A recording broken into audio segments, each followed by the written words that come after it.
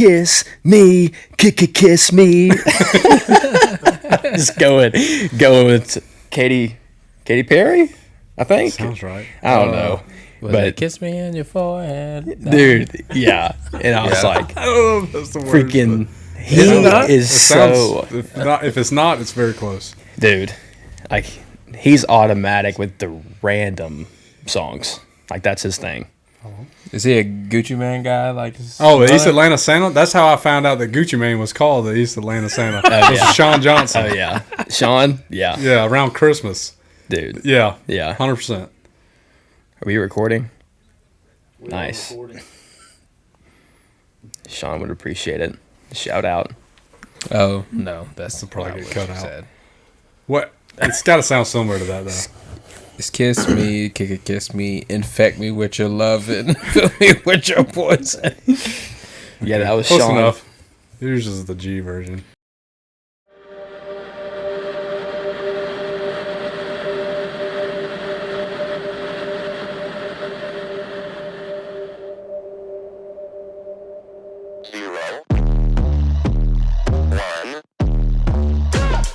Let's get started.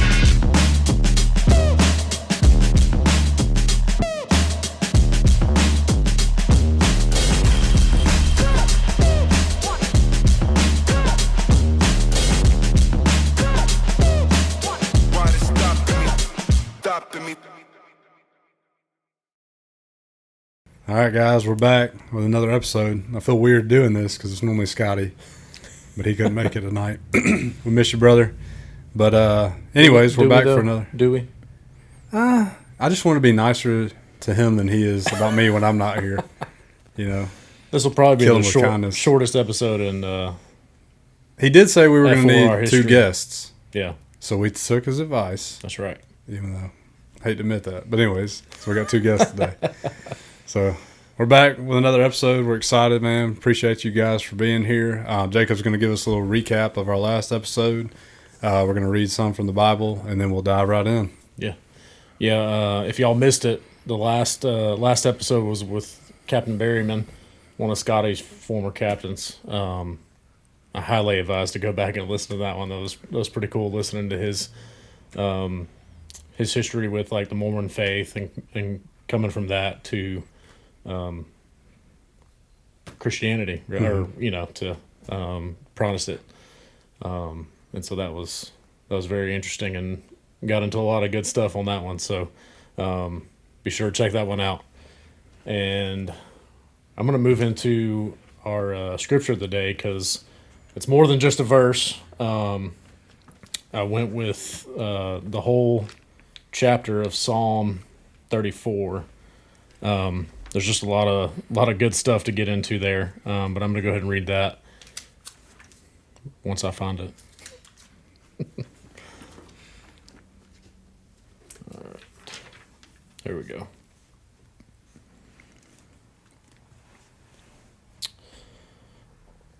I will bless the Lord at all times. His praise shall continually be on my mouth. His soul makes its boast in the Lord. Let the humble hear and be glad. O magnify the Lord with me, and let us exalt his name together. I sought the Lord, and he answered me, and delivered me from all my fears.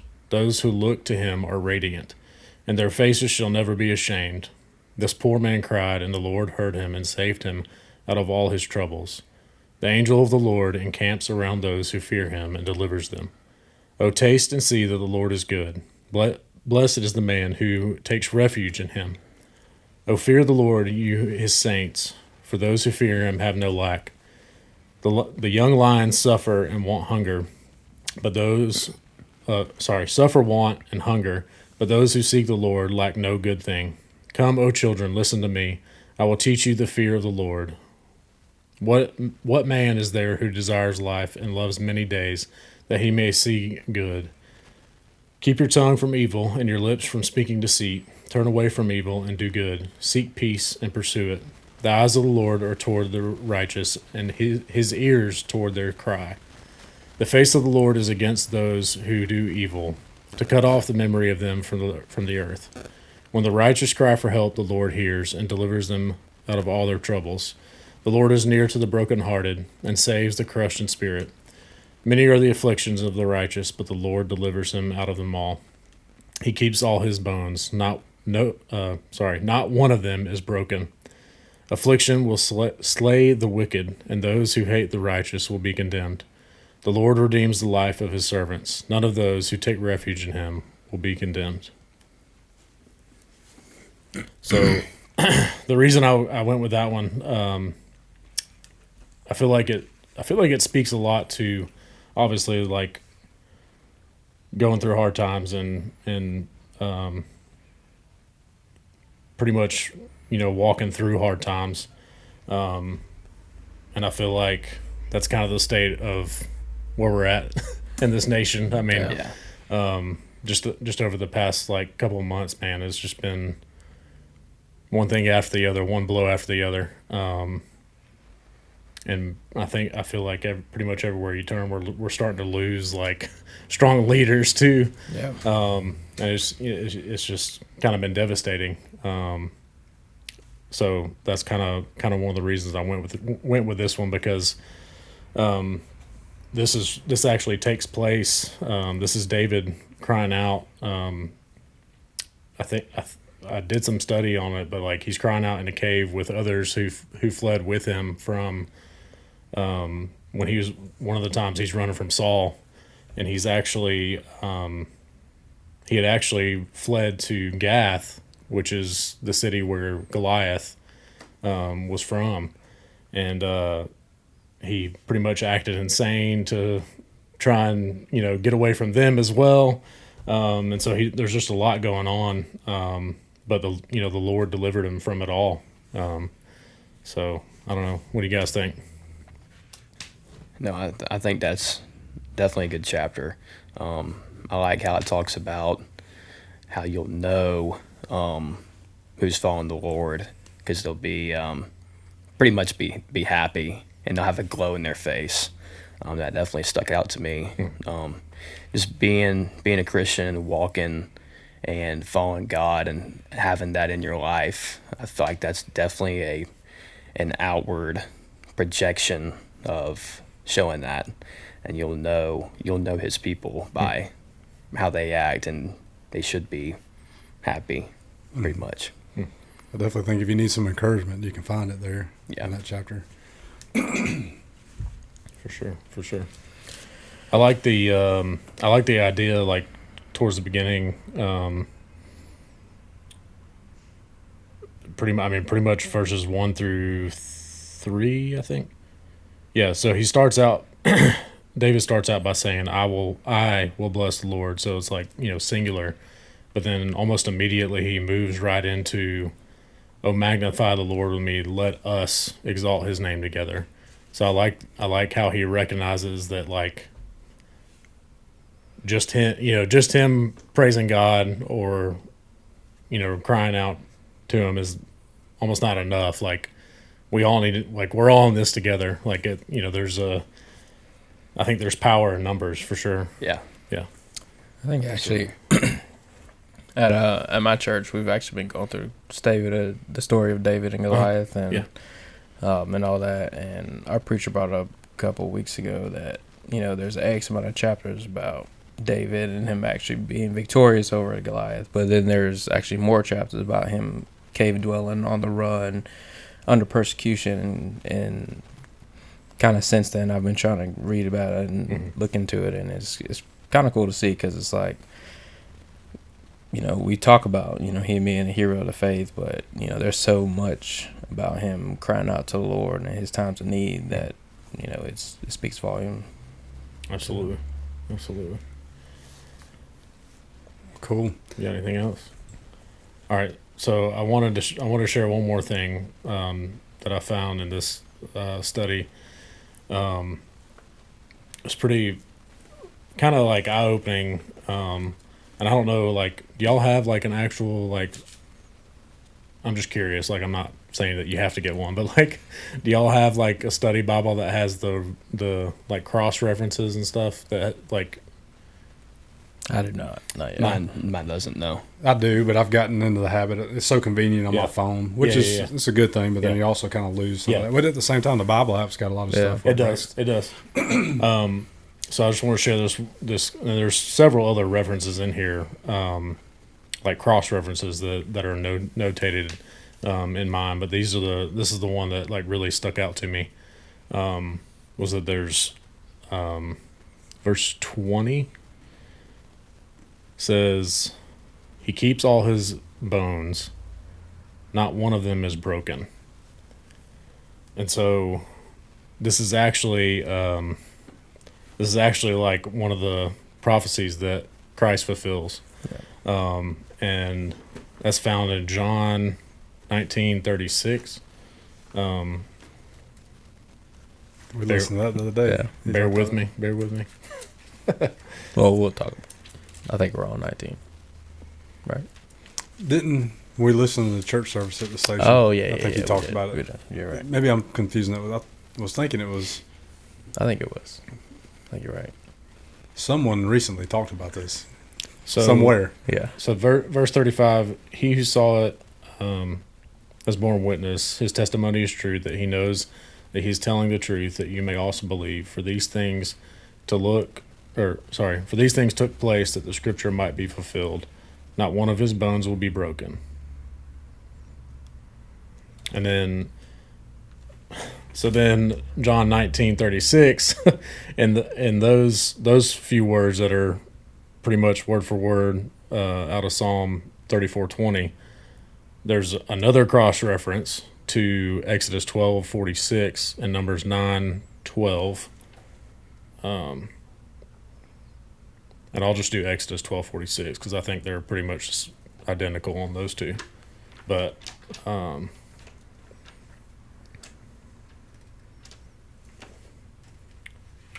don't know why pastors have those like the little like Sign here. highlighted stickers. Yeah. the highlighted stickers, the highlighted tabs. Just pop it over. All right, so 12:46. This is talking about the institution of the Passover. So it shall be eaten in one house. You shall not take any of the flesh outside the house, and you shall not break any of its bones. Talking about the lamb. Like, I don't know. They're just like so cool how it all just like ties in together. And I mean, it clearly shows that God ordained it that way from the beginning. Absolutely. That's really cool. Anyway, Appreciate it. Well, without further ado, I'm going to introduce these two gentlemen. We got Connor and we got Tristen. I've had the pleasure of working with both these guys. Still working with Tristen now. Connor left us. Traitor. We're not bitter about it at all. But he no longer works with us. He rarely talks to us anymore. I'm just glad he showed up. Yeah. Totally joking. But I think very highly of these guys. They both have an awesome story to tell. Definitely appreciate you guys coming on, and taking time away from your families.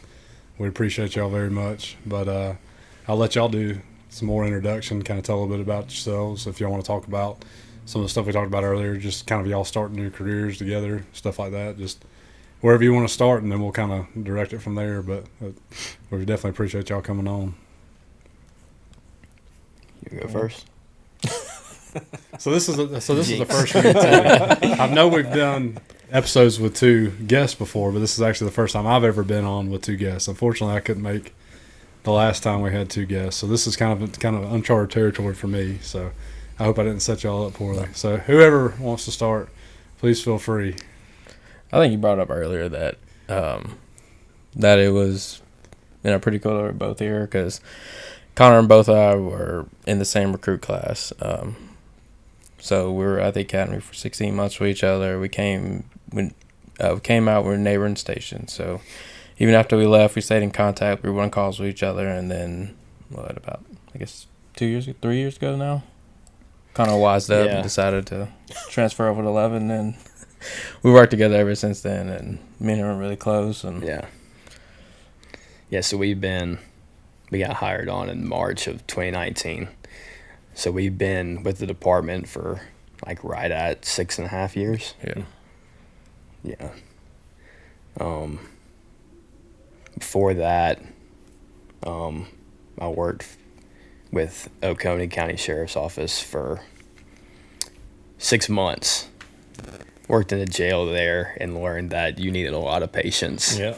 to be in that field. Oh yeah. Well, So- especially in the jail division. Yeah. Oh, for sure. 100%. Yeah. Yeah. So I was still really young. I was probably 21. Okay. Like not post certified, nothing like that. Yeah. So that's where I started, and that's where it ended. Yeah. I was like, so I Came knew to his senses. 100%. I knew a driver in Athens, and we did part-time work together, tree work, Okay. and that was fun.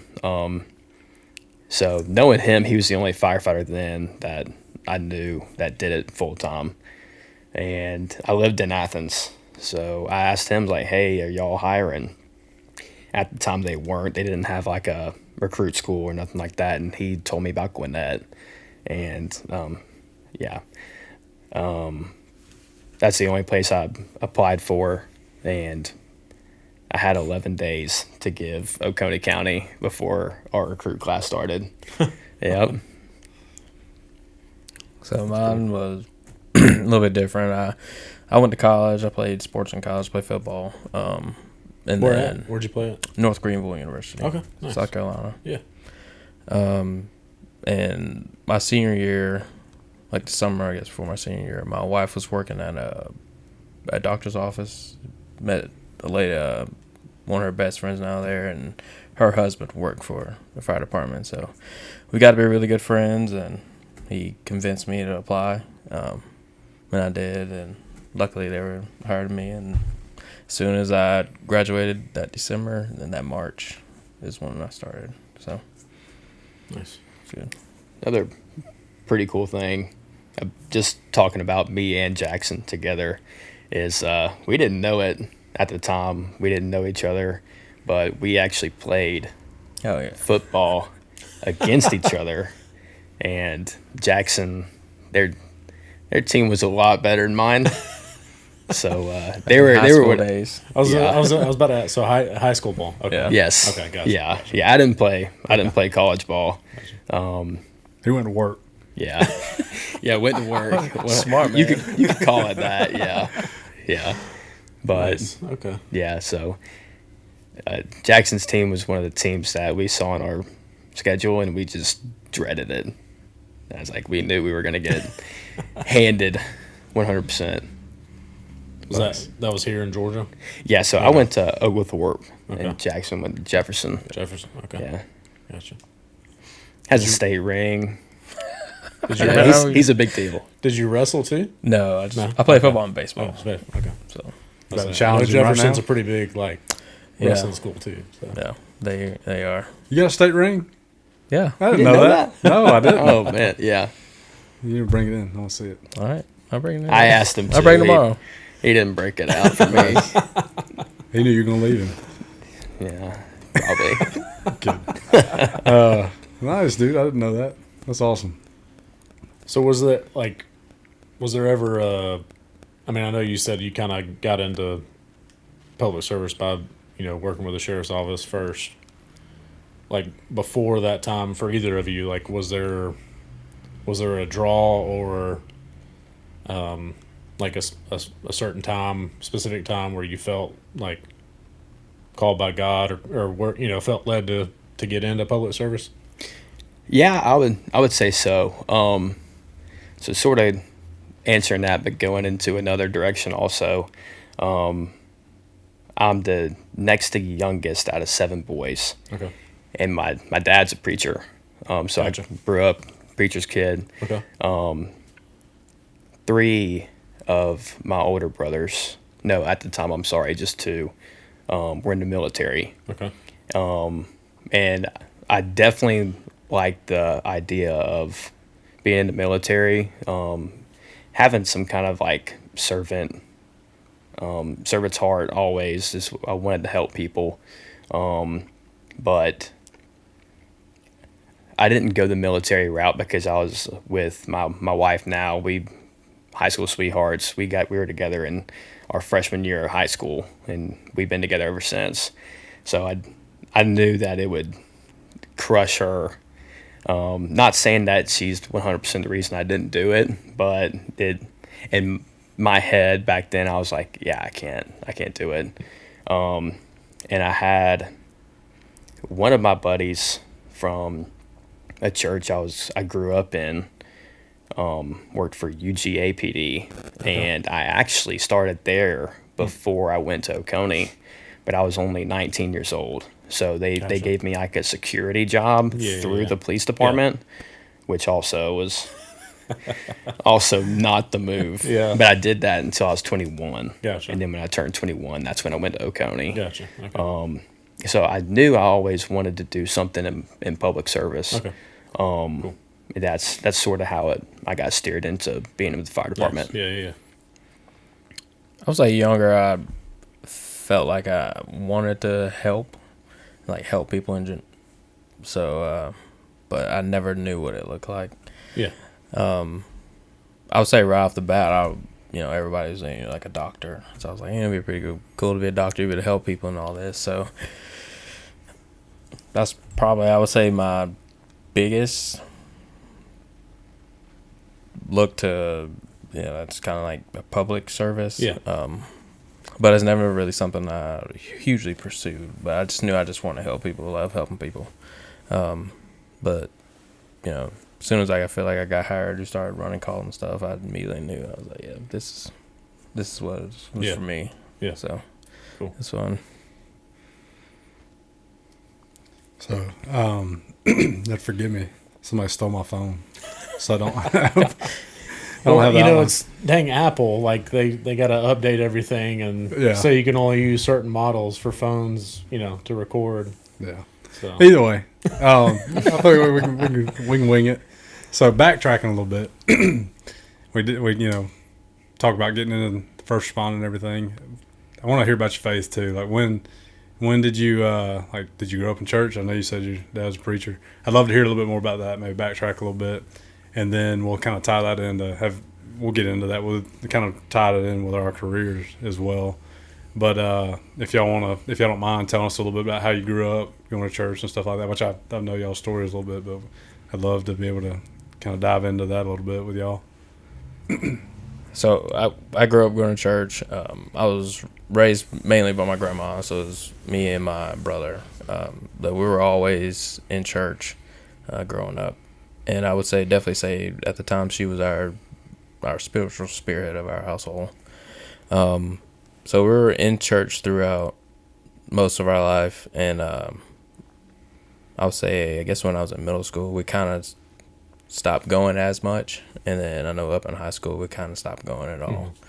But it was nothing, I would say that it was like religious or anything like that, but my grandma started having health issues and stuff like that, so it's kind of just got put on the back burner. So throughout that, she was the prayer warrior. She was, had the strongest faith, that thing, that kind of thing like that.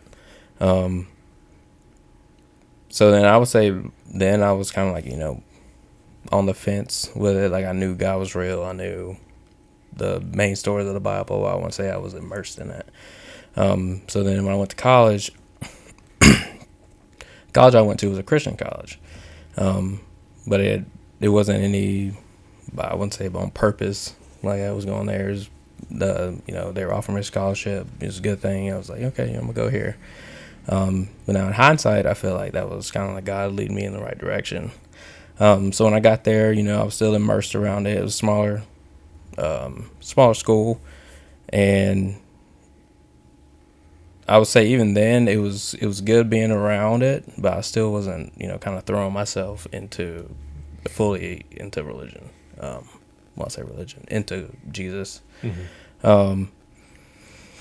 So then fast forward to, I get married, and then when we started going to Bethlehem Church, and when we started going there, I don't know when it was, but we went there for like the first time, and they were singing a worship song, and it kind of just hit me, and I felt like I knew I was in like the right spot. And so ever since then, it was kind of like it kind of sparked from there, and it kind of just set a wildfire after that. So I mean, ever since then, I just feel like I've felt myself grow in my faith, and it keeps getting stronger, and especially more as I got into the Word. Because that's probably another big thing when I was younger, teenager, and all that. I didn't read my Bible, so I was going off of hearsay, things that I knew growing up, the main stories, or what everybody tells you. But as I started reading, I was like, oh well, this is what it actually says, or this is not what they meant, Yeah. So it was good with that, and ever since then it was just trying to have a better relationship with him myself, and then trying to share it with other people too, because I think that's one of the things I figured out. He calls us to share our stories, and also share the Word with people. So I talk about this all the time. It's exciting to me to look back in my life and to see all the pieces that got put together that I didn't even realize were getting put together.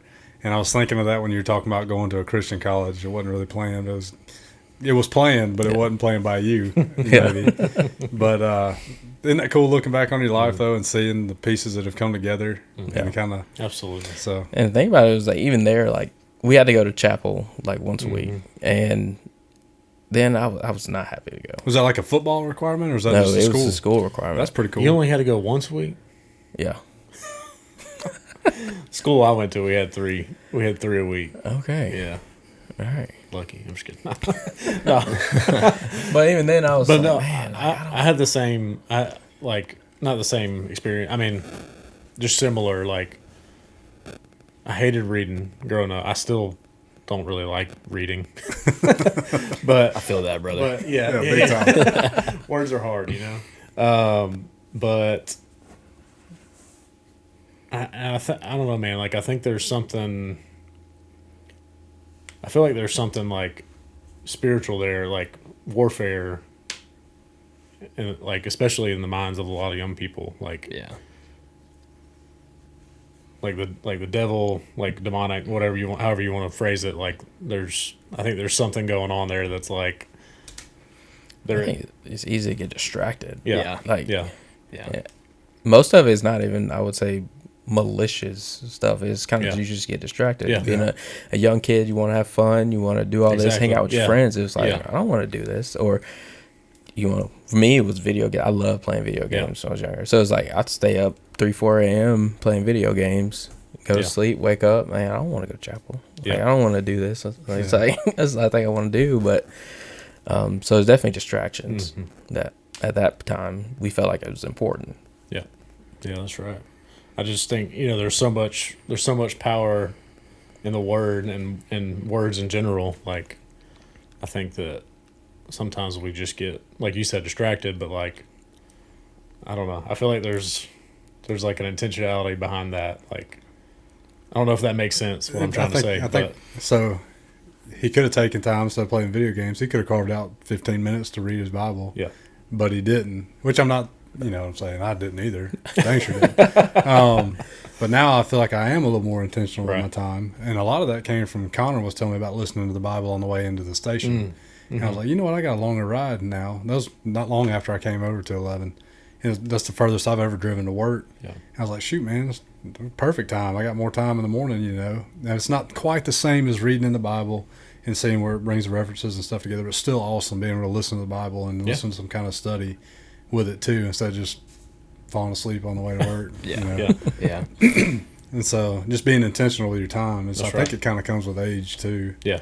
And I think just having young kids too teaches you to be a little more intentional with your time. That's true. 100%. Yeah. Yeah. I feel like I'm a lot more productive now than I ever was before. I look back, I was like, dude, I could have done so much with all this time I had. What was I doing? Yeah. Sleeping? Yeah. I love a good nap nowadays, though. Hey. Facts. 100%. Is that what you're kind of saying, though? Yeah, pretty much. Cool. So, What about you? Yeah. So for me, as long as I can remember, I've like always been in church. young age, like till now, pretty much. So I've been fortunate to grow up in a household that always made that a priority, and it should be. So as far as like my faith, when I was really little, like 6 years old, my and I'll explain this now, but what I call my dad is my stepdad. He came into my life when I was 10 years old. So when I was younger, my biological dad, he passed away when I was 7. But when I was 6, I was young. He did what he thought was right, and all good intentions led me to the Lord. And me being young, I didn't fully understand it, So still growing up in church. Fast forward a few years, my mom marries who I call my dad, John Cinereski. Great man. His last name is also my alias for social media and stuff. Just because people that I grew up with, they knew me by Connor Cinereski, not Connor Holcombe. But him and my mom had been married for a few years. And I mean, I grew up under his preaching, and my dad can preach. I mean, he steps on everybody's toes. He's very old fashioned. He preaches the Bible, It was one Sunday night service. We actually were going to church in Wilkes County at the time.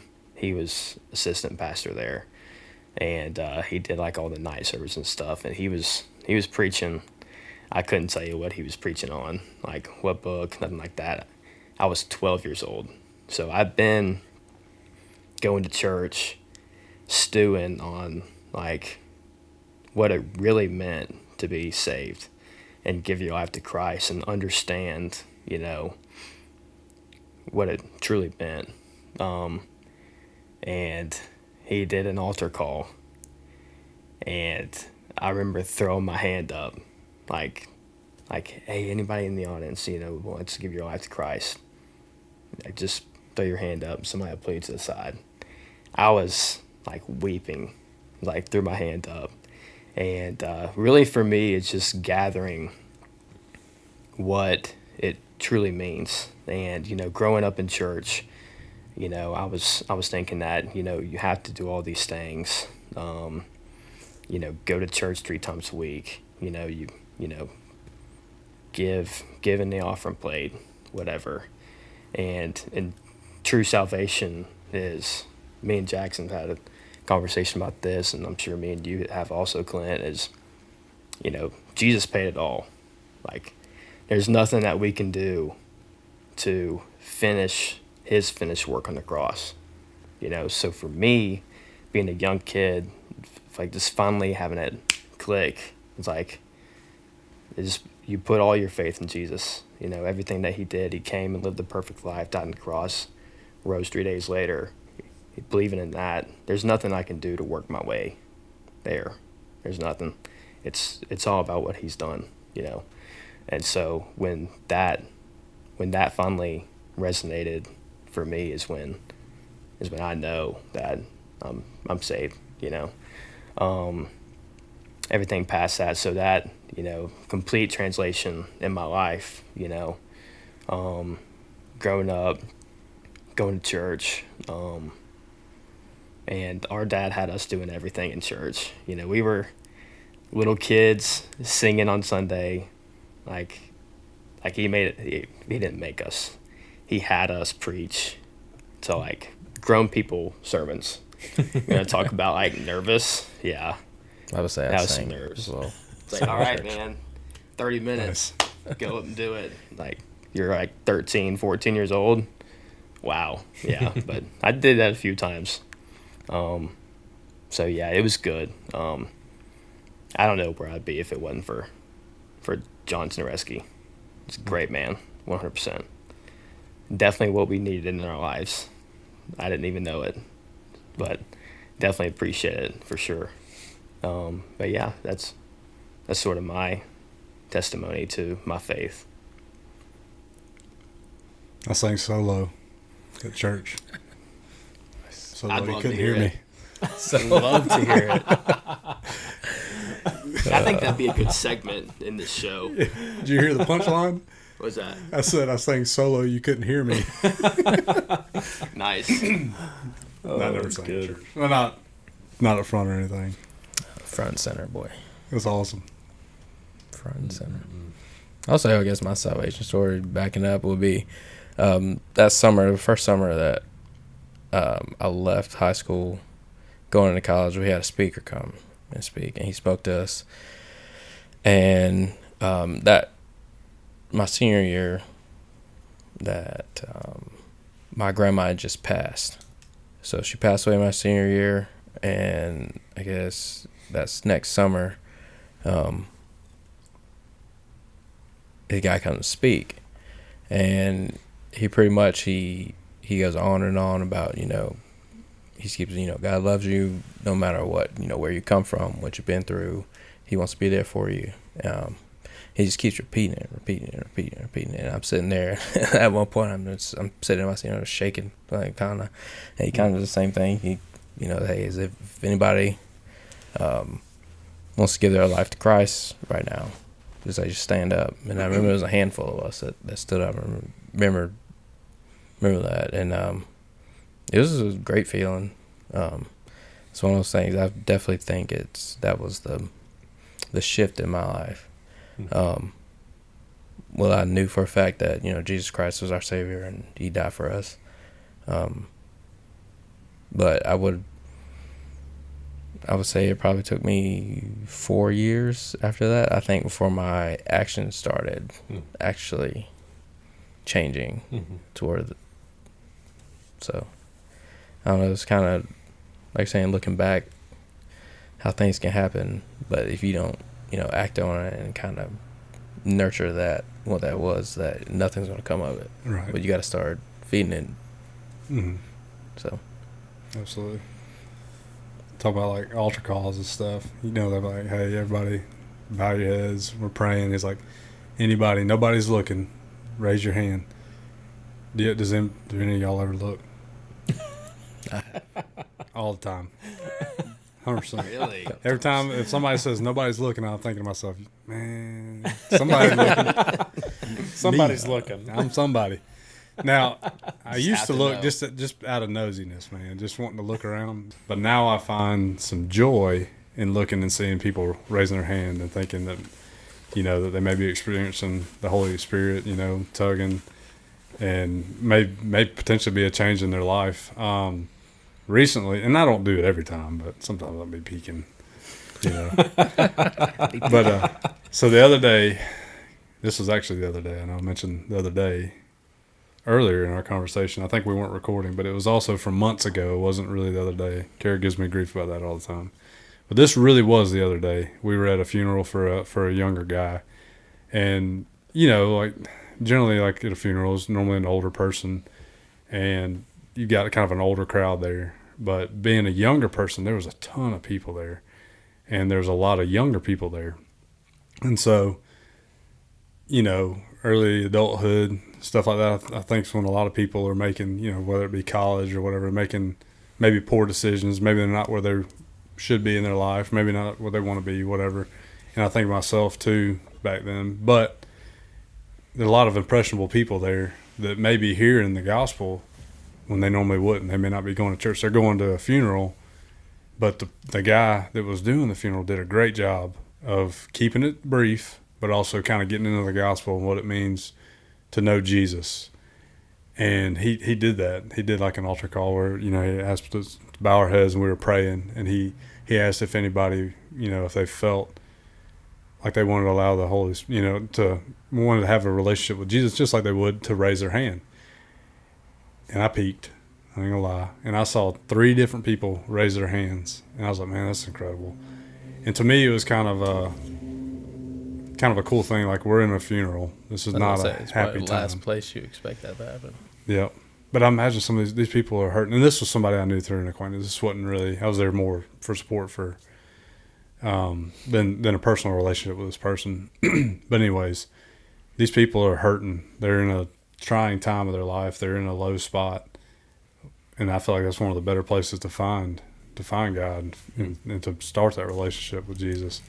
And it's just incredible to me to know that even in a sad time that we think of as a sad time here on earth, people are sad, people are crying, they're mourning, but there could be a lot of good that comes from it too.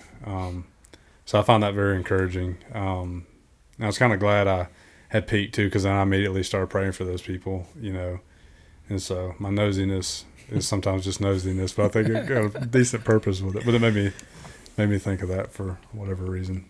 I felt like I should share it. But Was it Scotty's dad in his testimony? I don't know if you remember this or not, but he shared about, I think it was maybe his, like Scotty's dad, so Scotty's granddad, that like his dad would hear him like kind of praying under his breath in the church service, like during the altar call or the invitation, like just kind of saying a general prayer for anybody there that doesn't know Christ or isn't saved, that they would, that they would make that decision. right. That was something like pretty impactful from his testimony that I was like, I started kind of implementing that, Yeah. during our services at the Grove. Do you ever peek? I have before, yeah. Nice. Bunch of Let's people. make sure I'm not the only one. I would be very surprised if somebody would say never. Yeah. I'd be very surprised. Yeah. And like I said, it was just out of pure nosiness. I'm not going to lie. At the beginning. Now I feel like it's something that I feel like it would be more positive. I can try to pray for those people. Even if I'm not the one that meets with them and prays For them, sure. I can still be praying for Yeah. them. And I believe in the power of prayer for sure. Yeah.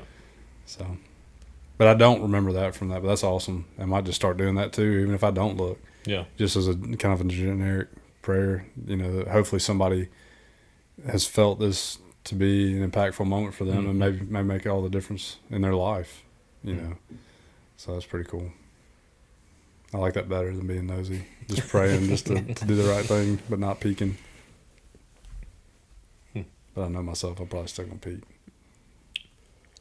Do y'all ever pray like ahead of time, like ahead of like services or? I usually I feel like I've done it before. Yeah. I feel like generally that's probably a good practice to like start something good to put into practice. Yeah. I'll be totally honest with you, Yeah, I for sure. never have. Like, never thought. Talking about praying for, like, hey. Like just ahead of time, like, Holy Spirit come, like, let your presence be felt and known here, Yeah. At this, this Sunday coming up, or. Never. Yeah. A lot of times, like when I get to listening to the Bible or whatever, or if I, doing a study, a lot of times I'm like in my truck in the mornings on the way to work, I'll say a prayer before I start listening to the Bible or listening to any kind of Bible study. I'll kind of pray, but never going to church. I don't know why. To me, I feel kind of silly admitting this, but it's never crossed my mind. I feel kind of foolish now. Like I should have been doing this all along. I didn't mean to make you feel that way. I was No. I mean, that's a good thing. I'm gonna start doing that. That's awesome. Yeah. Or even, even our workplaces too. I mean, I feel like that's something we could. I mean, I haven't really done that. I'm just thinking out loud here. Like, Yeah. That's I've something I try definitely to do done it. coming in. Talking about driving in, having a long drive in, listen to the Bible on the way in. I've definitely done it, like on the way to work. Just like ask God, like, hey, I hope I just give everybody have a good day at work and be safe, get home to our families safe. I've definitely done that, and going back to like praying over services for church. Jogging my memory a little bit. Being a preacher's kid, we definitely did. I imagine so. Yeah. Oh yeah, because we were always praying for the services and stuff. So yeah, that's probably where it started to taper off. But back on that note, like if I know that there's somebody who's struggling, or if it's somebody that you've invited to church and maybe they don't go all the time, and you're not so sure about their faith. I think I've done that before. Praying that the service just impacts them in a good way. Yeah, for sure. For sure. I've been slacking. I need to get it together. Come on, Clint. Well, I know we've talked about several different things. Y'all have to forgive me. I don't have the outline, but I'm just trying to keep up with keep it in order, some kind of order. I want to know, because I know it's kind of briefly mentioned in the outline, but this may be a little bit of a stray, but how much do you think it helps to have some kind of solid foundation with the careers that we've chosen? How has your faith impacted you in your career so far? Has it helped you, or it could be personal, like whatever. But I remember having a conversation with a guy that I used to work around.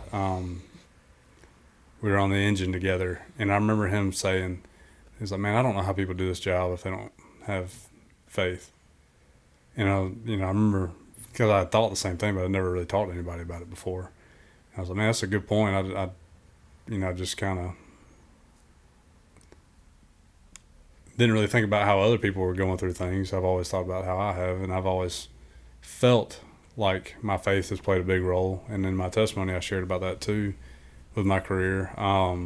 It's where I am now. It's absolutely huge. I think it makes all the difference in the world with the perspective that I go into a lot of this stuff and how my days go. Nothing really weighs me down like it used to in some aspects, but I think it's made all the difference in the world. I'm curious on y'all's thoughts, or if there's anything that sticks out in y'all's career so far that has helped you. I don't know if y'all got anything like that you'd be willing to share, or I think I'd probably say I don't think if I didn't have a relationship, that it would be as joyful as it is. Because as you all know, we see a lot of stuff, good, bad, and most of the time it's the worst. You see people emotionally at their worst, or just in life in general, where they've made bad choices, had things happen to them that wasn't their fault, but they're just in a bad situation. And I feel like it would just be really easy to get, disgruntled, mad, always asking, why did you let this happen? I think it would be easy, and also to just, disregard them as well. Like, well, this is their fault, or they got themselves in this position. I'm here for a paycheck, and but on the flip side, it's like being a servant. I think is going to be it's the bottom line to that. So how can I help this person? And I know that's not the easiest thing to do at 3 a.m. Your fourth call after midnight, and somebody wants you to pick them up off the ground. Like, that can be very frustrating, but you're here to serve, right? So yeah, I definitely don't think that it would be as joyful, for sure. And not even the calls that the people come in contact with, but the guys at the station during the day, trying to figure out a way to serve them so everybody can have, like you're saying, like a good day, smooth as possible. But also, like, how can I help you? How can you help me get better? And I think that's also what it boils down to serving. 100%. Yeah, I agree. I feel like it's what the Lord wants us to do anyway. That's what He called us to do, is be servants. So I feel like when it is late at night, or maybe you're having an off day, there's stuff going on at home, whatever it may be, you come in, you're not normally as chipper as you would be, or just something's different, you're not super happy, you're not always going to be, not every day is a good day, but remembering, and it's easy to get in that rut of just running the same calls or whatever.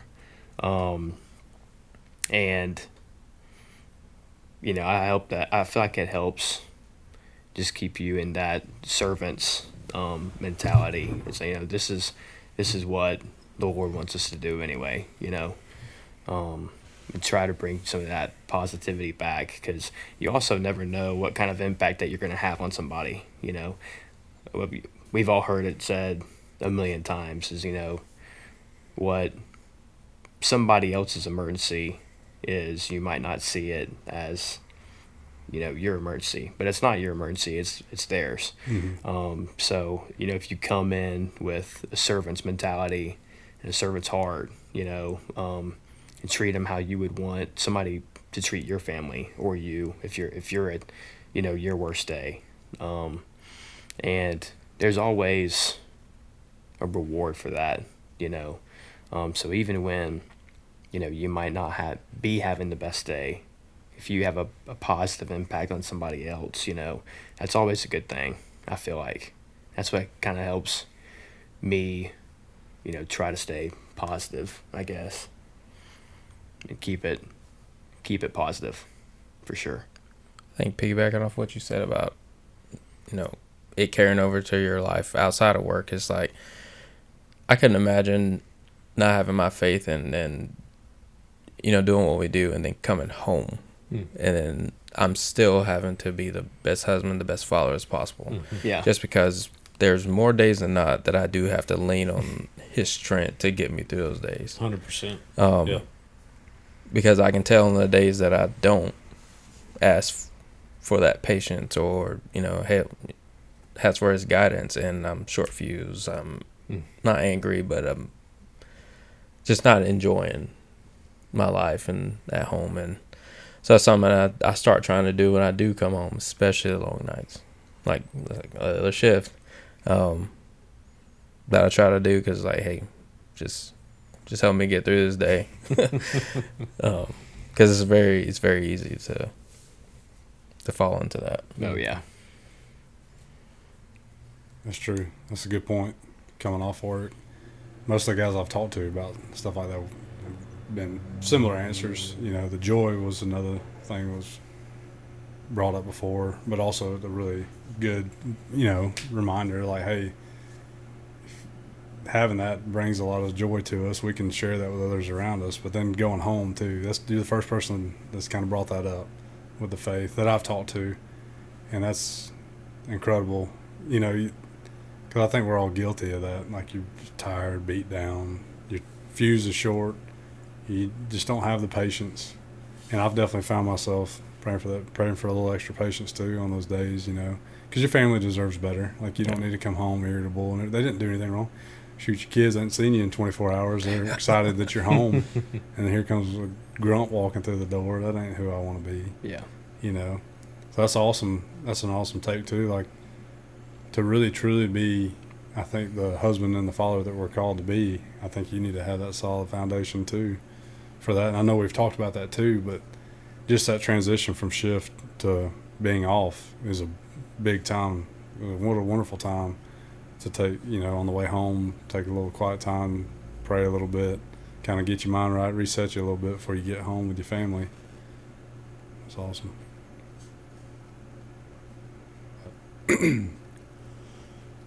I think we'll go ahead and move into the question about, or asking about their call that Yeah. was. Yeah. So, we've mentioned this several times before. Obviously, sometimes we don't like being asked what our worst call that we've ran. So don't feel obligated to say, talk about your worst. We don't want you to, don't want you to feel obligated to do that. But is there a call, significant, or, it can be a funny call. It can be anything that you want to share, like looking back over the years, so far, like what's something that's either been impactful or funny or anything.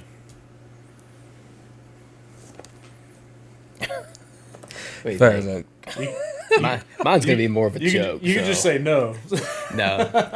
No, there's a couple that popped in my head, but I would say that I don't know. I've been fortunate to not really, I guess, not like you let anything impact you, but running significant calls, I've been fortunate to not have them impact me a whole lot. I can't say that I've ran like something that I just can't get off my head, Let me ask you this: do you think your faith has had a play in that at all? Oh, 100%. Absolutely. Yeah. I feel like if I didn't have something else to go back to and pray about, because there's definitely been calls that, I would go back and, ask the Lord to help me through it, and from that, I believe that, there hasn't been anything that I just hold on to, It was like right before I left 11. I ran a call that could easily, if somebody in the same shoes, I could see it affecting, and I've even heard of similar instances affect people. And after I ran the call, I was like, man, this one might stick around for a while. But I've been fortunate to, for it not to. But I ran. I was on the engine and I rode in for a pediatric arrest. As a young boy, he was the exact same age as my little boy at the time. So, and somebody else when he was on the ambulance, same exact scenario. I know what you're talking about. Yeah. So, man, I checked with him because really I was just back there to help. I was back there for the care or whatever, and rode in, handed him off to the hospital. Unfortunately, it wasn't a good outcome. More or less, I was trying to support the medic that was on the ambulance, prayed about it, went home, hugged my boy, everything was fine. So I've just been fortunate that nothing has been there to stick, Right. And I wish everybody else could say the same. I feel like the time in my career that calls bothered me was when I was the furthest from God. When my relationship wasn't there. Yeah. I would have called myself a Christian. I would have said I knew I'd been saved before. Yeah. But I wasn't. I would have just been talking the talk. I certainly wasn't walking the walk in any shape or form of it. Not even close. And that's when it had the most effect on me. And I kind of alluded to that earlier. Where I feel like I am now in my life, I'm not exactly where I want to be, but I'm closer to where I want to be than I was then, for sure. And I feel so much different. Like I don't take this stuff doesn't weigh me down like it did at times. And I 100,000,000% think that has everything to do with my faith, and my relationship with my wife too, just sharing stuff. I don't feel like if I ever want to talk to her about something, I just talk to her about it now. I don't feel like I'm burdening her or anything like that. Whereas before I wouldn't. I was, I'm a strong guy. I don't need to talk to my wife about this. Yeah. But now, and I can talk to other guys too. I got Jacob. I know he'd answer the phone anytime I call him. Scotty, Mouton, you boys. I know that, and I know that God has placed those people in my life for that reason. We're a network of brothers in Christ before anything. And so I feel a lot of comfort knowing that as well. And I just don't feel like it has the weight on me like it has. I'm not saying we won't run a call tomorrow that bothers me. Yeah. But I feel so much more prepared to face those things now than I ever had before. And that's why I was curious in that. I feel like it, that's a good, good thing to point out for folks that are kind of on the fence about stuff or maybe just not sure. Man, there's so much peace that comes with a relationship with Jesus. Yeah, it's just for incredible. sure. Yeah. There's, in all aspects of life, there's so much peace that comes with it. So I didn't mean to segue off of what you're saying, but No, I believe that for sure. I'm sure that has a big part in why nothing's really stuck with you. So Yeah. Just been fortunate, I feel like. But yeah, like I said, I wish everybody else could say the same. I know it's definitely a big thing. I would say mine's pretty similar. I wouldn't say there's anything that keeps me up at night or that replays in my head all the time. But I've had people ask me before, and there are two instances I would say that it kind of bothered me at the time, but I think it's one of those things because of my faith and working my way through it. It's not really affecting me now. The first one was my very first shift. We had just came off an apartment fire. I had one of my first shift. So, that was, one of the things I could show we got to do fresh out of the academy. It was, it was awesome. And then the very next call, the next couple calls is when I had my first pediatric rest. And the call itself didn't affect me because I think I was just driving the ambulance at the time. So I wasn't back there. But one thing I do remember is the mom carrying the baby out to a medic at the time, and just how it looked like a blue baby doll, just lifeless.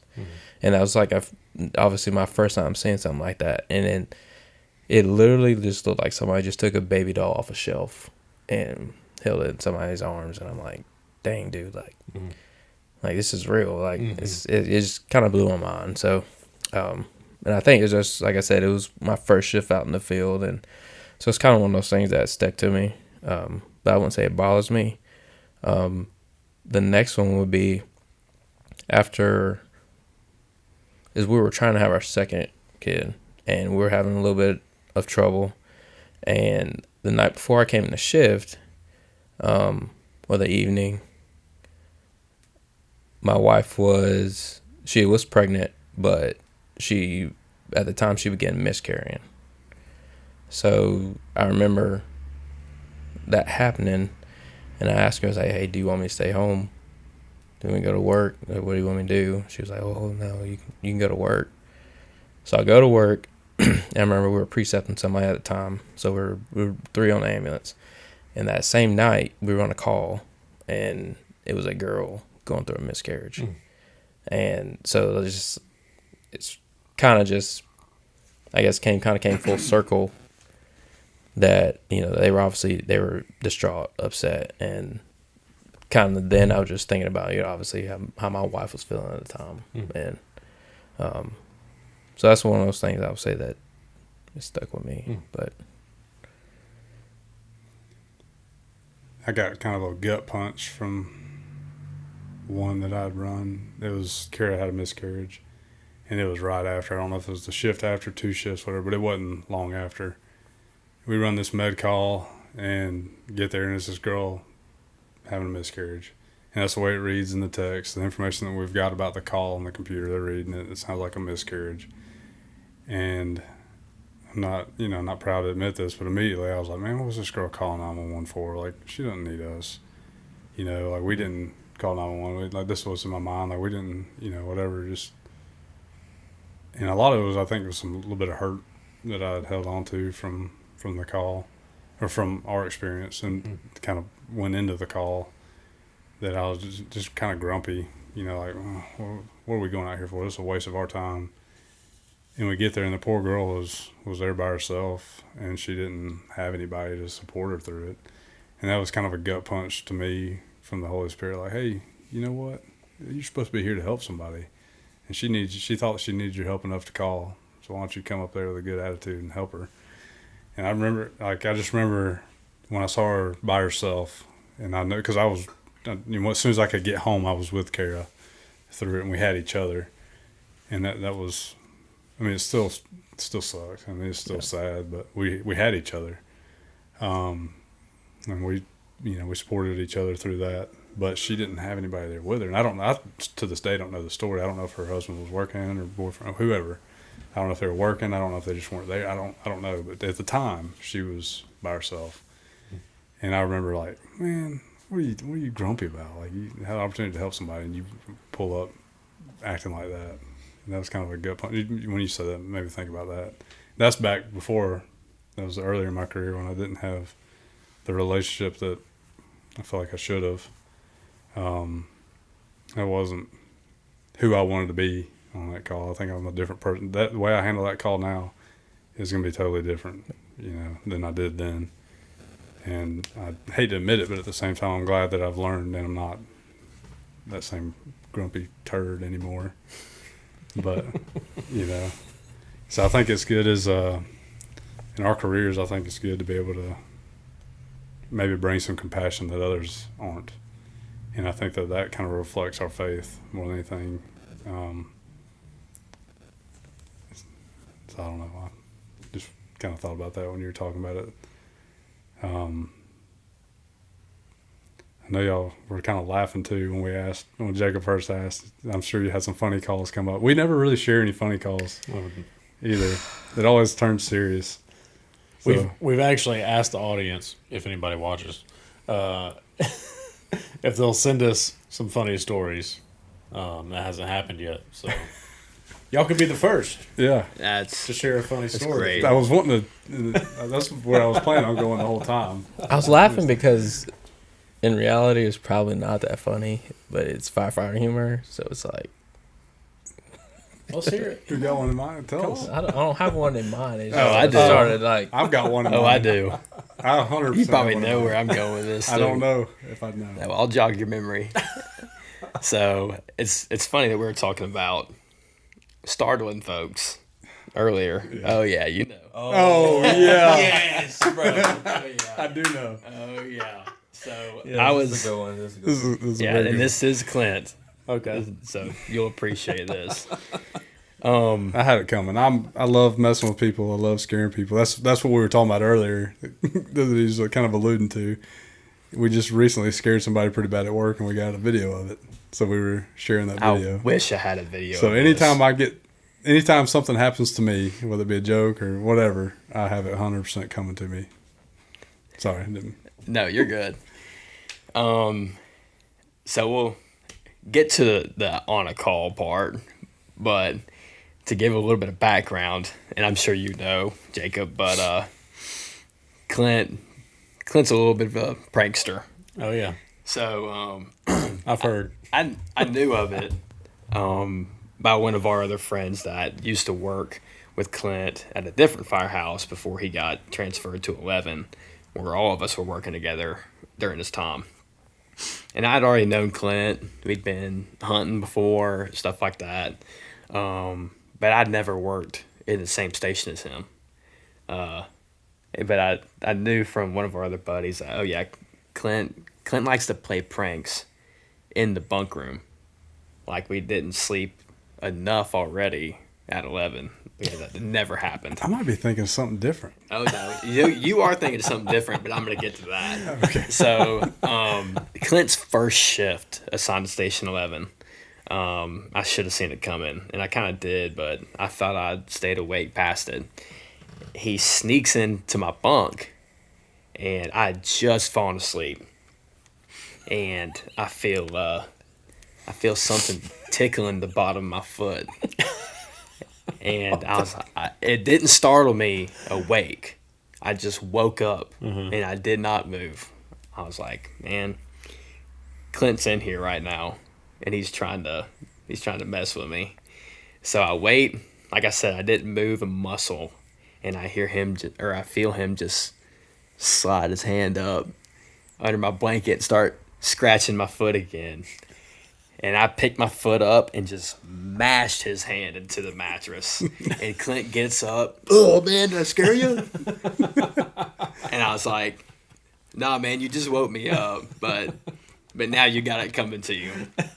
So I remember this because my bunk's across the hall from them. So Oh, yeah. He's like, oh, man, I get you. Laughing.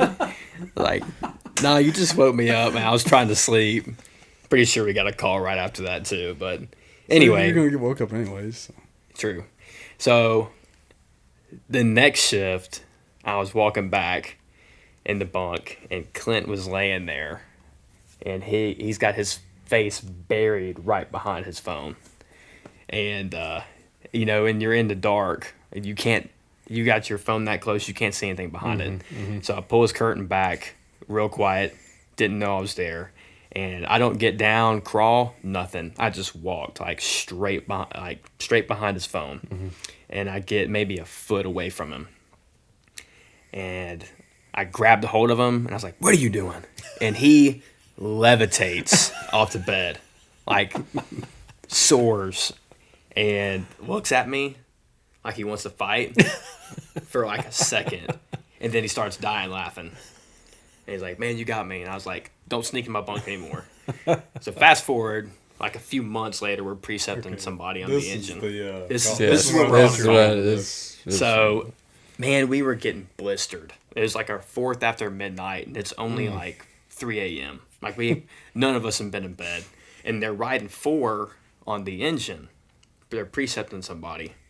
And so, like a good driver does, when you're riding heavy on the engine, you don't get out on the med call. So we're running a med call, sort of sketch area of our first den. It's, and at 4 a.m. I was watching the rigs, make sure nobody messed with them.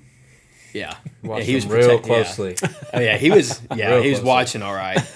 So, yeah, sort of, there could be some different activities going on in this neck of the neighborhood at 4 a.m., whatever.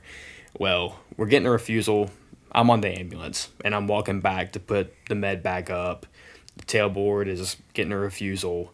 Well, when I walk back out to the rigs, I turn and look at the engine because I knew Clint was in there. And I see out of the side view mirror, he is passed out. He's leaned up against the window and probably drooling down the window. He is out. And so I go, throw the med bag, put it away, and I walk up to the driver door of the engine, and he is not moving. And he's, sure enough, leaned up against the door. So I grabbed a hold of the handle, and I put my other hand right in the crack of the door. Sling the door open, grab a hold of him, and rah! It's just yell. And sure enough, same thing. He levitates off the seat and is screaming. He got me. Yelling. Really good. I'd never scared anybody that good. And he looked like he wanted to fight me a little bit longer that time. Yeah. I don't remember him laughing after that one. I feel like I did. I'm normally pretty good. I feel like I give myself credit. I feel like I'm a pretty good sport about it. If I'm play jokes on people, I got to be willing to take it too. A lot of guys can dish it out and they don't want to. They get mad when you get them back. I feel like I'm not that guy. I enjoy a good joke, whether it be played on me or not. And truth be told, I'm one of the jumpier guys at the station. Oh yeah. I was gonna say the levitating description must be true because Captain Weldon said the same thing. Yeah. Oh, when he jumps, When jumps. he described Oh, it, yeah. he said he levitated. Oh yeah, 100%. Captain got me good. He put a rope under my blanket. I'm terrified of snakes. So I get in there and I start getting cozy up and I stretch some legs out and I'm like, oh dear. And I come hollering out of there. They got me pretty good. Somebody tried to get me with that the other day and they put paracord in there and I slept in there all night. My feet kept getting kind of tangled up. I'm like, what in the world? And finally, I was good to go. And the next morning I get up to make it my bed and go to roll my bed up and there's just paracord hanging out of my blanket. I was like, dang. Somebody tried to get me, but I couldn't. I think it was Mike. Somebody needs to put one of them fake snakes on a paracord and have that hanging out of your bunk and just pull on it. It feels like a snake just slithering through your daggum bunk. I remember one day I go to I can't remember why I looked up, but I go to my bunk and I look up. It's fishing wire. Yeah, and there's tape on the ceiling. Cody. It's Cody. And I look and I'm like, man, it runs up into he the was little so proud of AC. this. He was. And I look, I'm like, I see it, and I'm like, dang, there's a fake snake in there. Somebody done rigged it up to where this little gap is, where the AC blows in. He had it tucked up in there, tied to a fishing line, but he had the string over where my head would be. So when I went to bed, he was gonna pull it to where that thing just fell out right on my chest. Oh God. He was so proud of it. He said took a lot of work. Oh yeah, he was on the truck and he was back there in Clint's buck working on it all day.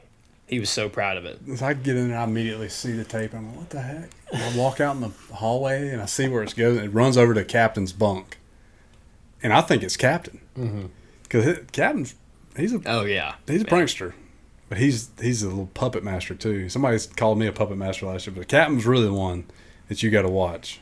He's always playing jokes, and nobody suspects him. But anyway, so I thought it was him, and Cody comes walking out. I'm like, hey man, check this out. Captain's trying to get me.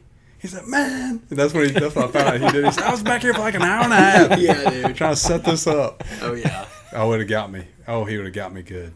He was working on it all day. I believe I might have just died. If I felt that thing and looked and saw a snake, I might have just That'd been the end of me. That was a pretty good one. I'm kind of sad it didn't work out, to be honest. Kind of. But that was a good one. Did you have something funny in mind? Did you have something funny? I mean, You said that you didn't, but do you have something now? I kind of. Okay. Well, I remember, so I first got there. It was probably the first couple months. We get called out for, pretty much it was a dead guy. And he had been dead for, I guess, probably that morning, to where the morgue was out there picking him up. Well, they got an old school stretcher. It was a big guy. And they just don't look at me like that. Did y'all drop him? Maybe. They need help getting him into it. I'm talking. Boy was like 400 or 500 pounds. So it's 2 of them and 3 of us on the engine go out there. So obviously me being a new guy, hey, you're up. So we're all over there. We're trying to carry him out it's a duplex off of Mitchell, so you can imagine how small the doors are. So we're trying to squeeze our way through there, and all of a sudden we hit the threshold of it, and that thing like cracks, and it goes boom, and he falls into the ground, and he's sliding back. And his son was obviously in distraught, but he's standing back there watching us. Oh man! As we drop him, and we all kind of look at each other, and we're like, so we slide him back on the thing and get him back in the hearse. But that was one of the times I was all like, man, we really messed up. I feel like the Bad News Bears. We're working the arrest. On one that made me think of this. We're working the arrest, and it's kind of the same thing. Somebody missed a step coming out, and they fell on the person. Oh, man. Oof. It was. You know what? It was the same arrest. We had a student was bagging them. They put an eye gel in.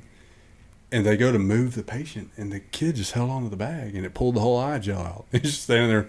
He's standing there with a BVM with an eye gel hooked to it, just like. It's not supposed to be like that. No. So,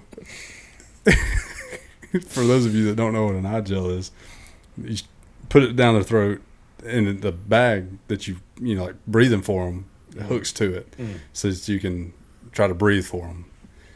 And so it's like this long tube looking thing. And he's standing there with it sticking out. And then that's when they're like, don't worry about it. We're already moving. Let's get him loaded up, and then we'll figure it out. And that's when they kind of misstepped on the threshold and fell on top of it. Everything that could go wrong on that one, I feel like went wrong. And maybe Dang. that. That's tough. Especially working the arrest. Yeah, It's like, that's tough. I was going to share a funny story, but it made me think of that one too. This was, and I'm not trying to make fun of this poor lady, but anyways, we get called out to like a 76, like an assistance call, and the text is weird. Like it doesn't really tell us what's going on. It's med unit only on 76, which normally we'd send an engine on. So everything about this from the rip is just kind of weird. And we read the text, and it's like, lady dropped her cell phone in the car. And now her hand's stuck because she tried to reach and get it. Yep.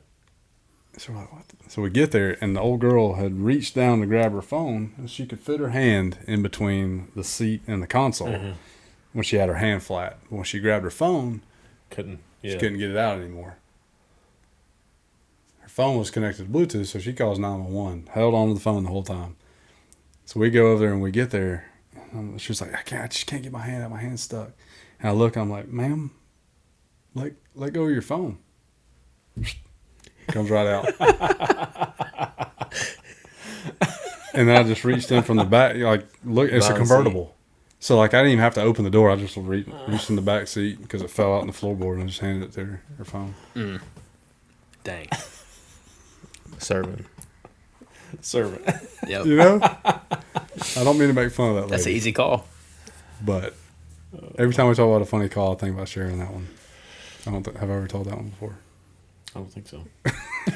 Well, if I have, and I've told it I twice. haven't heard it.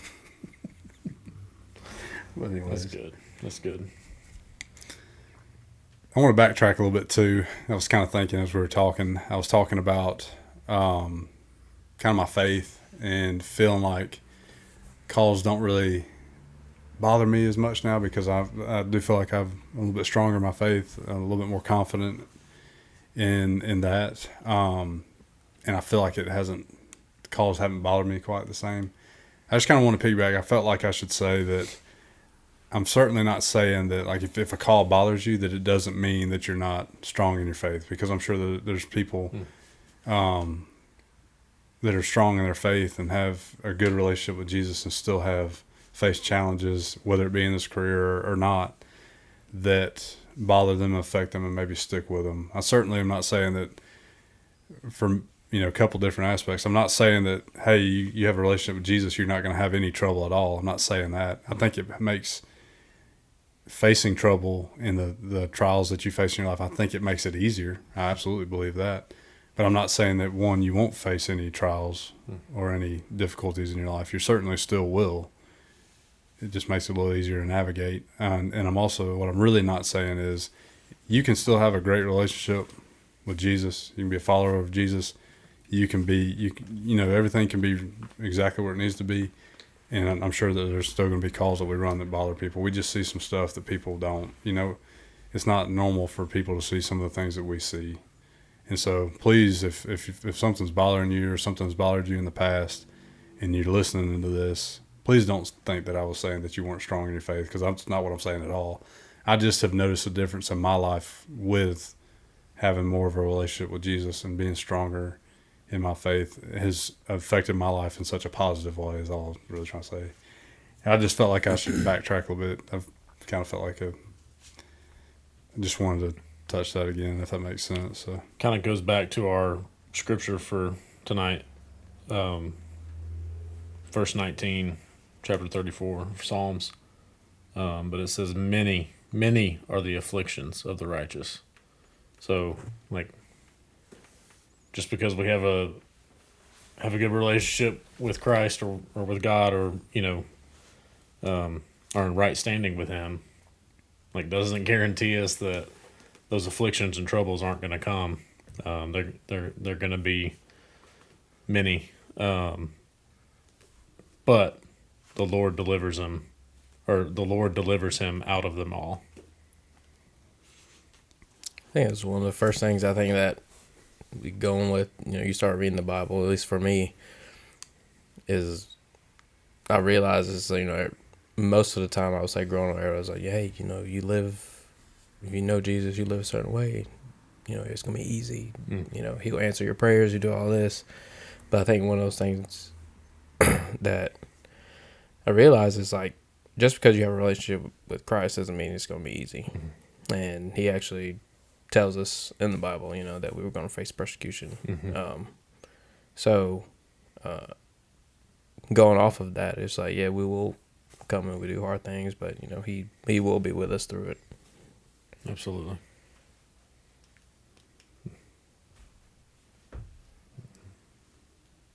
So, have we hit all the bullet points? I think all the so. talking points? I feel like we have. I will share a funny story about myself. Nice. So, you got to be able to laugh at yourself, right? But, so I was on patrol, and it was night shift. I think it was probably one of my first rotations on night shift. Just riding around the county. The area I was working was very rural, like a very rural area. I mean, just checking like subdivisions and businesses and stuff. And the area I was working wasn't a very, like busy like calls for service type area, especially at night. I'm out there checking it's the Georgia Forestry Commission or whatever it's called, but there's like nothing out there. It's like 2 or 3 a.m. Might be a little later than that. Might be like 4 a.m. 2, 3, 4. Somewhere. Sounds I mean, I just meant like late. Like People should be sleeping. I was definitely tired, I'll bet. and man, I dozed off, and the next thing I know, like I'm hearing my lieutenant's voice on the radio, and he's saying, radio, what was his last location? Or, what was the last thing logged? And dispatch is like, Georgia Forestry Commission. And I'm like, I'm still like kind of waking up, and I'm like, oh man, like, I'm at the Georgia Forestry Commission. And I'm like, radio, I'm 10-4. How long have they been trying to reach it? I don't know. I think it had been like 10 minutes or longer, probably. I mean, maybe not that long, but I thought still. you were about to say it's been an hour and a half. Yeah, it was shift change. Yeah, something like that. Somebody knocked on the window. Someone's coming up. Oh man, that would be Can something. we help you, sir? You've been parked here for 7 hours. Yeah, That's funny. nice. So yeah, I'm glad I heard my lieutenant's voice and not getting woke up by a stranger. Oh, dude. So I'm assuming they do like periodical check-ins on you guys. Yeah, Like, yeah, okay, yeah. I gotcha. And I think that's what They that's reached how it out to came you up. and Yeah. you wasn't answering. Yeah. Give the boy a break. Just need a little nappy. Just radio wants to talk. That's That's all right. it is. Yeah. You don't need to check on me every 5 minutes. Do they do that even if you're not on a call, or is it just like? Yeah, so like they're usually around like midnight, I think it was. Pretty much like every hour on the hour. Like if you weren't on something, they'd check in on each unit on shift. I gotcha. Yeah. Yep. I'd be catching me all the time parked in the back parking lot, somewhere, catching a little shut eye. So both of y'all say y'all listened to the show before, right? Mm-hmm. So have y'all heard Clint's encouragement through song segment? I think a couple times. A couple times? I think, Couple yeah. times? All right. You have one today? Can I borrow somebody's phone? I do. Okay. So What you need pulled up? we're gonna YouTube? Give me your Spotify, please. roll into It's got Chris Brown in it. Nice. encouragement with Clint.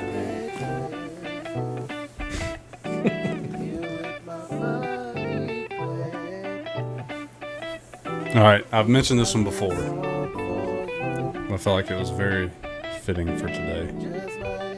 This is one, I know, like I say, I know I've mentioned it before, but I almost didn't want to say this one again just because I had mentioned it before, but it goes along with Psalm 34. It's Trust in God, it's Elevation Worship, and Chris Brown. Mm-hmm.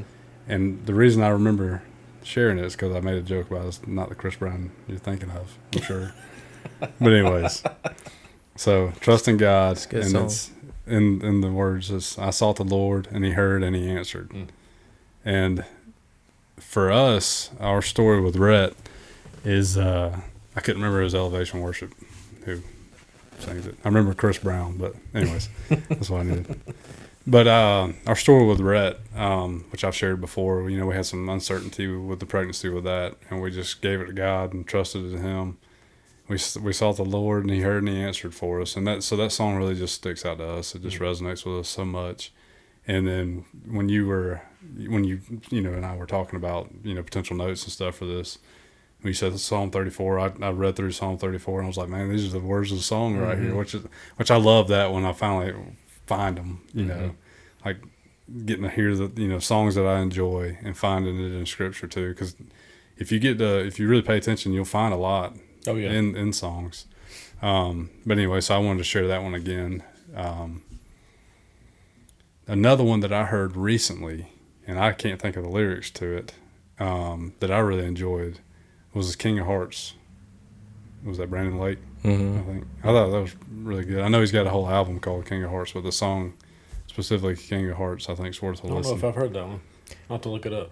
It's pretty good. So there's another one on there that is called Spare Change. I haven't heard It's that really one. good. You should listen to that one. You enjoy it. It's pretty much about, he paints it as a picture of like a guy in need. He's just coming and asking for some spare change, and pretty much God gives him more than that. So it's kind of like us coming and asking for him for whatever, but he's gonna give us what we ask for and more. But it's a really good song. Are these more recent than the Hard Fought Hallelujah? It's on the same album. It's on the same album? Okay. I'll have to check it out. I feel like that one might have even got released a little early. Hard Fought Hallelujah. Maybe. Yeah, Sometimes they they'll did. add like little teasers or whatever. They'll release like 2 or 3 songs or whatever. I think it's because I feel he like had that it one- with Jelly Roll. I think that's maybe. probably why it got released. Oh, okay, early. gotcha. But I've heard a couple of them. I haven't heard the Spare Change. I'll try that one. I was gonna say something. I thought of something. I can't think of what it is now. Come and gone. What was I gonna say? No, gone forever. Did it again. My bad. That's not what I was gonna say for sure. But I got a question for y'all. yeah, Okay. I got one. Where have y'all seen that your faith has grown? Where? Yeah. Like how, I guess, where have you seen the fruits of your faith recently, within the last couple of years or whatever, that you can see that you have changed or is getting stronger? This podcast, for sure. For me, I feel like it's like our own little men's group. We get to come and it's disciplined me to look into some other stuff. Like I feel like I've done a better job of trying to get into the Word and do some studying. But it also is like I wouldn't have read Psalm 34 if it wasn't for Jacob, mentioning it to bring it, for the show. I wouldn't have read through that recently. So it's caused me to do more studying. It's caused me to do, which Jacob and I had a relationship before the podcast too, through our church, which is incredible too. Like going to your church and getting involved, and finding different people and just having kind of that fellowship with other believers, other followers of Jesus is so huge. But he had suggested a podcast to me, the Enduring Words for Troubled Times with David Guzik. I listen to that all the time. And so what I'll find myself doing is I'll go listen to the Bible. I'll listen to the reading of the Bible, and then I'll go back and listen to how he kind of breaks it down, which I found to be very helpful for me. So I'm not just listening and kind of trailing off in thought. I'm listening to it, and then I'm going to listen to somebody elaborating on it. And it sounds kind of like what you're talking about with your study Bible. He gives you a little more context behind it. It helps you understand it a little bit better, and I found a lot of that. But, me and you talking about stuff at the station, you talking about listening to the Bible on the way in, kind of a little light bulb went off over my head. Why have I not been doing that? Been doing that a little bit more. And then he told me about that podcast, and I was able to put those two together. And it's made a big difference in my life. And just being a part of this podcast, and I've told other people this, I don't know if I've told y'all this before, I'd never expected in a million years to get asked to be a part of this. And kind of in the back of my mind, I was like, I don't know if I'm ready to do something like that. I don't know if they've got the right guy. But I'm very thankful for the opportunity to be a part of it, and I'm very glad that I said yes. And I've had a lot of people reach out, and I know Scotty's talked about this too. I think we all have. Different people reaching out. I just got a message this past week from somebody in the fire department. He's like, hey, man, I didn't know you were part of a podcast. Just listen to it. Keep up the great work or whatever. Just little stuff like that. It's kind of it's been a cool thing to see that what we're doing. It's great for us. It's worth it for just us getting here together and talking. I've taken so much away from it, and it's changed me, which I already felt like I was already kind of get better, so to speak. Like getting better about spending time in God's Word, getting better about praying, even though I'm still not quite where I want to be. I feel like this has been a great stepping stone to get me moving such a huge step for me. But then also seeing that because I said yes, I'm a part of this, I'm potentially reaching other people too and sharing the gospel. So does that answer your question? Yeah. I feel like this has been huge in my life for sure. And then our Bible study at the station too. Yeah. That's what I was thinking.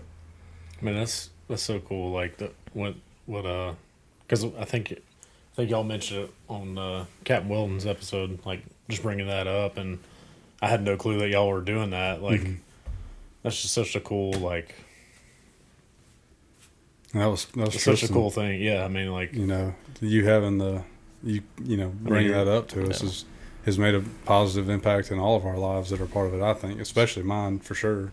I can say for certain that it has, and I believe that it has for other guys too in our crew. So you're bringing spirituality and faith, like, literally into into the job, into the firehouse. Like, that's awesome.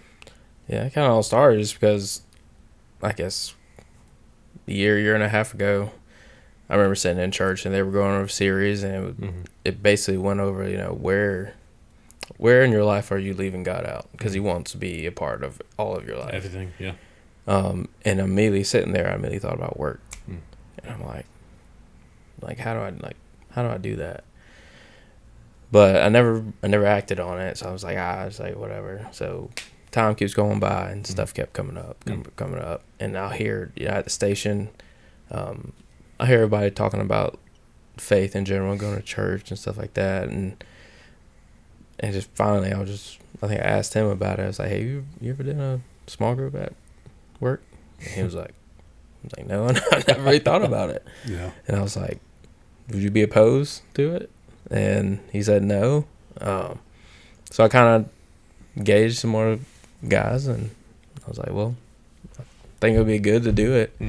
So I remember, like, the first day that we did it, we kind of went around the room and shared kind of all our testimonies, and it was good. And I think it's been good since then, especially, like, you get people who, we get a bunch of overtimers, swap timers, whatever, clinical students. We come in, and it's been cool to see even, those guys, I had no idea what they're walking into, but a lot of them, they step right into it. Like obviously they believe as well, and it's like, man, that's, it's just pretty cool. So that was one of those things, because I don't think, a couple of years ago, I would not thought about doing that at all. Well, it still makes me nervous now sometimes to do it, but I was like, shoot, man, when you mentioned it, I was like, kind of like earlier, like we're talking about praying, going into church before you. To me, I was like, hey, why have I not been doing that? When you mentioned that, I was like, why have we not been doing this? It's a great idea. And then you mentioned, like, so there's different people from different crews come work with us, whether it be overtime, whatever. And it's cool seeing other people jumping right in with it, like they've been going through the whole thing with us all along. And then there's other folks too that you see that may not jump right in, but you see them reading in their Bible, on their phone, following along with us, and it's cool to see. We've had a lot of really good conversations with some folks that we don't even really know. And just like you mentioned too earlier, there's a couple in particular I'm thinking about, but you can see that it's affecting them in a way that is good, and that's been a good thing to see. And this was really cool. I guess kind of see how the Lord work. Yeah. Just because I'm not gonna take credit for it. Yeah.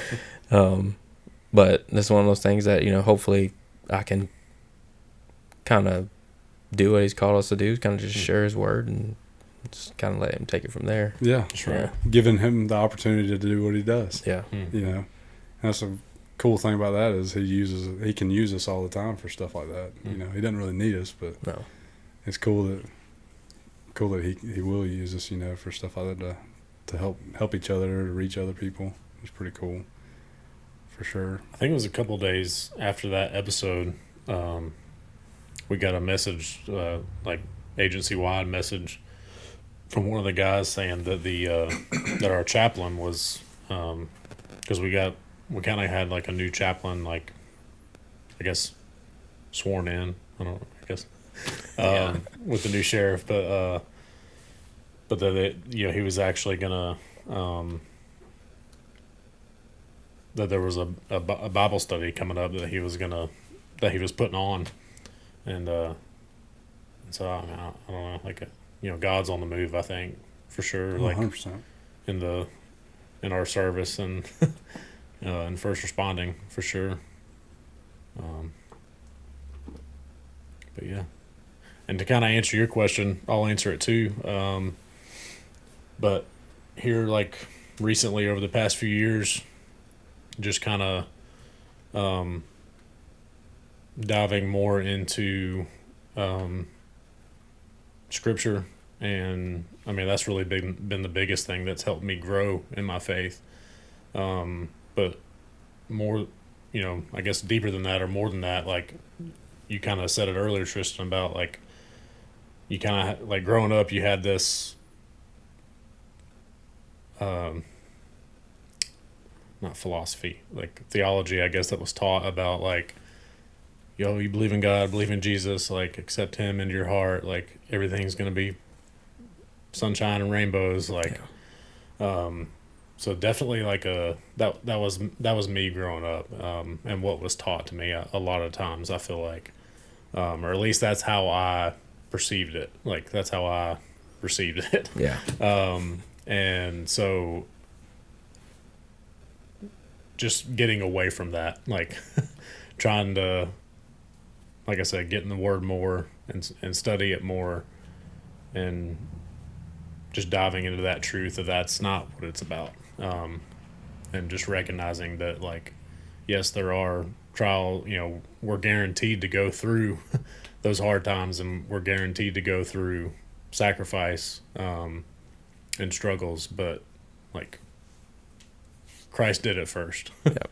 And I think that's where our, assurance and like encouragement comes from, to let us know that we can, that we can do it too, because he did it first. Yeah.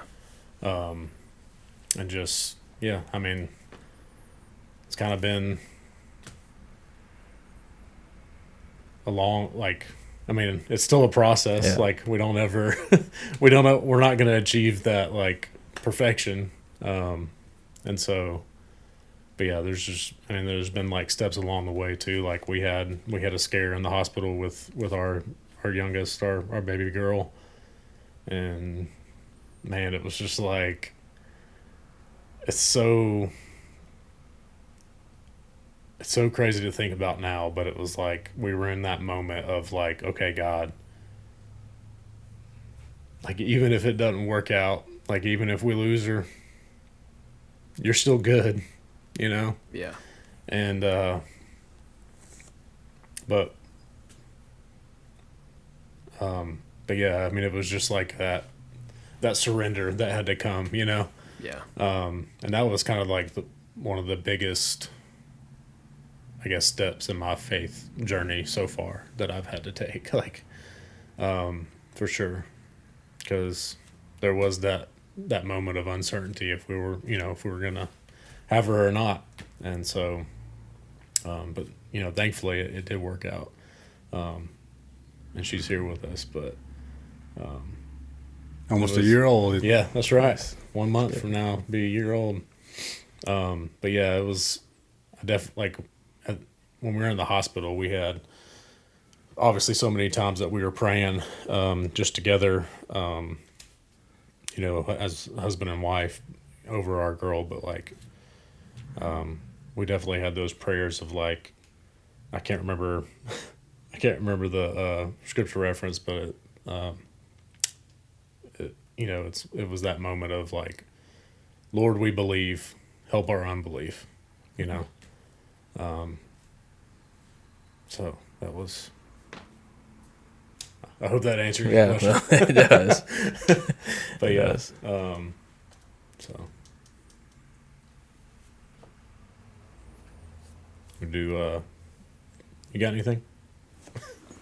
On that note, as far as like something that's just made me grow as of recently, I feel like it's just a lot of positive influence, really, and like being around a lot of good good like-minded people in the workplace. Also, obviously, still talk to Captain Weldon. We all know that he's really good Christian dude. But even now, being at a different station than when we were all together at 11. Like one thing that I'll do is I'll just, ask guys, how's your off days? How's your Sundays? And man, I'm fortunate. Every single one of them, they're all really, really good, solid Christian dudes too. And I'll ask them like, okay, so yeah, what y'all talk about in your church service or your men's group, and I'll hear what they have to say, and I'll tell them what we talked about. And I feel like that also sort of helps you, grow yourself, but also grow together. Yeah. And having that camaraderie and like-minded relationship with all the guys that you work with. It's definitely something special, and something that also that could be taken for granted, because I feel like that's one thing that we're all sort of blessed with in the work that we do, is that more often than not, and it also comes back to the question, we talked about earlier, is like, how do you feel about how it would be to do the job that we do if you weren't strong in your faith, if you didn't believe in God, believe in Jesus. I feel like because of that, we're a lot of people that do what we do is like-minded, But yeah, I would say that for me is just still being fortunate to be around a lot of positive influence. It helps me on the day in, day out, for sure. It's good. Iron sharpens iron. That's right. Yeah, 100%. So one man sharpens another. Good stuff, y'all. Prayer requests? So DeKalb County just had a line of duty death. Preston Fant. So I can't imagine what his crew is experiencing right now, his family. So definitely want to keep them in your prayers. They need it now. Can't really think of anything else right off. That's definitely the one that came to my mind. But I know that like Connor works with some of the guys at his part time. And I know that some of those guys are, understandably having a hard time. I couldn't imagine it, so we definitely need to lift them up for sure. Absolutely. Y'all know of anybody you want to pray for or anything? That's what I was gonna say. Yeah, definitely keep the Cab brothers in your thoughts and prayers. Yeah, it was very recent. I don't know if you had heard about it. Yeah. I figured you probably had, but when folks are listening to this, it might be a couple weeks from now by the time it gets released. But I'm sure they'll still need the prayers. Absolutely. So definitely want to keep them in. I would say we got the opportunity to go down there the other day for the day of his funeral and kind of backfill one of their stations, run calls for him and stuff. And one of their battalion chiefs was there, came by, talked to us, and he started talking about what happened a little bit and just kind of who Preston Fant was, and you can hear it in his voice, like how just hurt he was, and then just like you're saying, hearing just some of how those guys are going through that Connor works with, him and Cap Weldon, and it's like those guys are wrecked, and rightfully so. Like, so I know those guys are going through a rough time. Yeah, I can't imagine how his family feels right now either.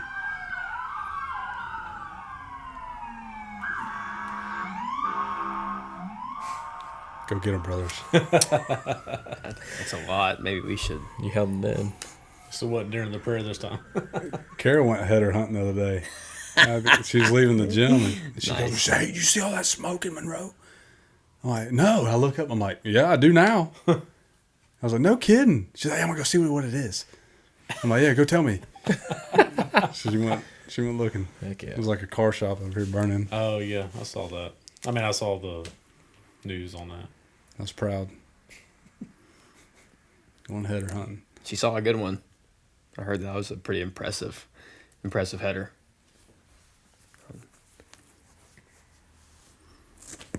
How'd you hear about it? Man, I don't know people. Did you see it too?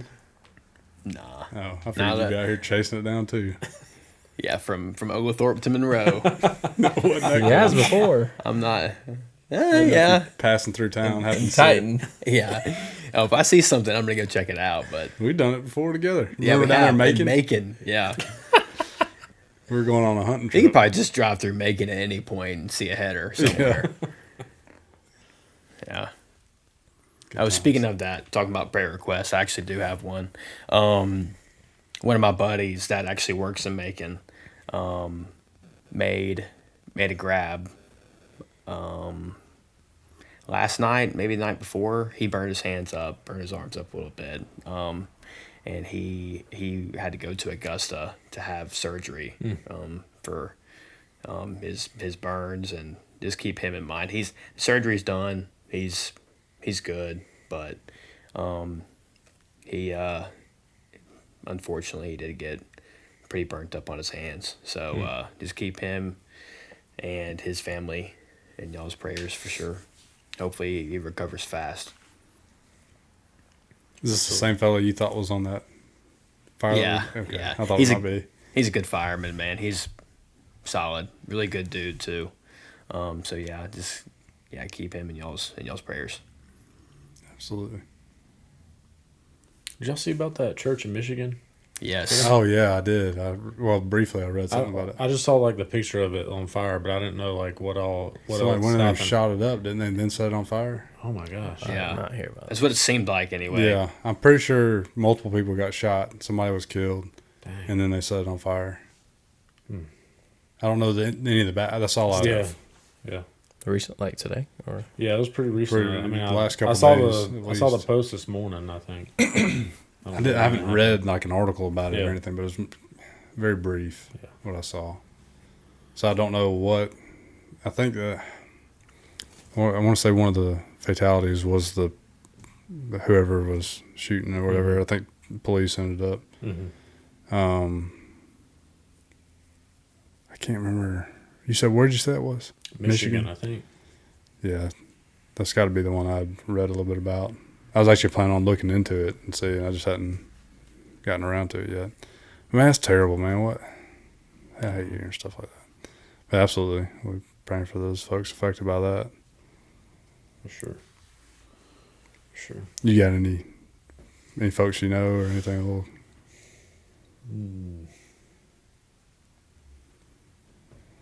or there's just so I don't many. know. You I was think saying, that- I don't know that I really have like many or not any new ones that are like personal, but yeah, I mean just everything going on in our nation.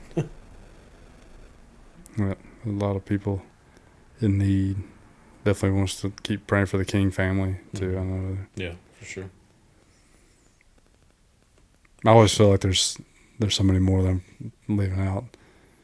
Y'all ever do that? Like when you're praying, you're like, God, I know there's some folks that Oh yeah. Yeah. I know He knows the need.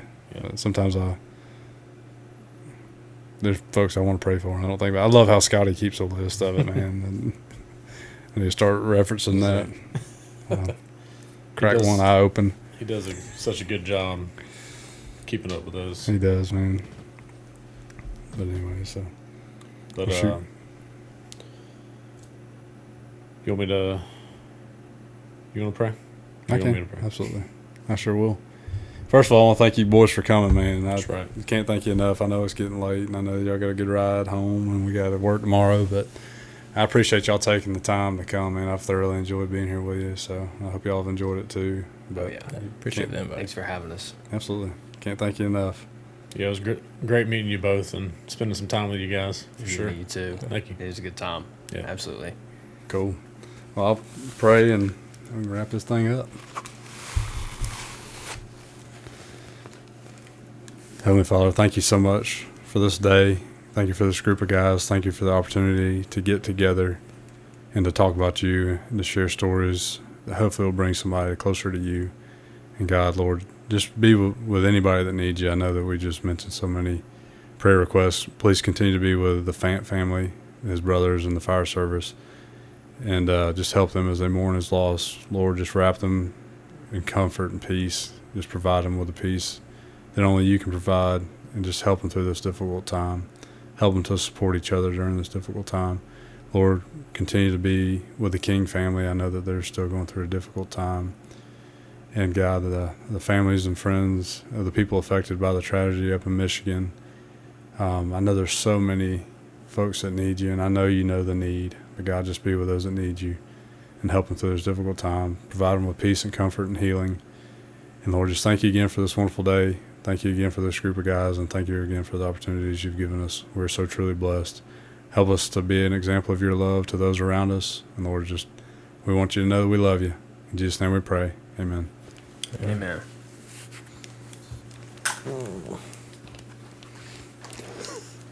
Struggling with those headphones again. I'm going to wrap it up while Clint's trying to figure out that over there. What'd you say? I really didn't hear you. Is it about my headphones? Yeah. I had to, okay. Context clues. All right, y'all. We're going to get out of here. Thanks for tuning in. Hit that like, subscribe button, share with a friend. Again, if you need anything or have any prayer requests or you want to share a story with us, you can hit us up at respondcommunity@gmail.com. That's respondcommunity@gmail.com.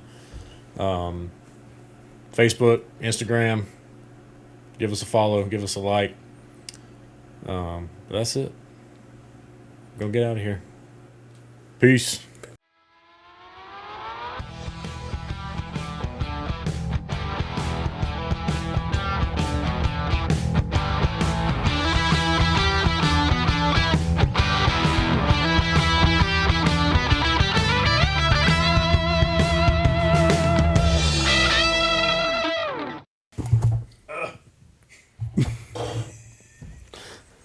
Can we save that grunt for something? Maybe.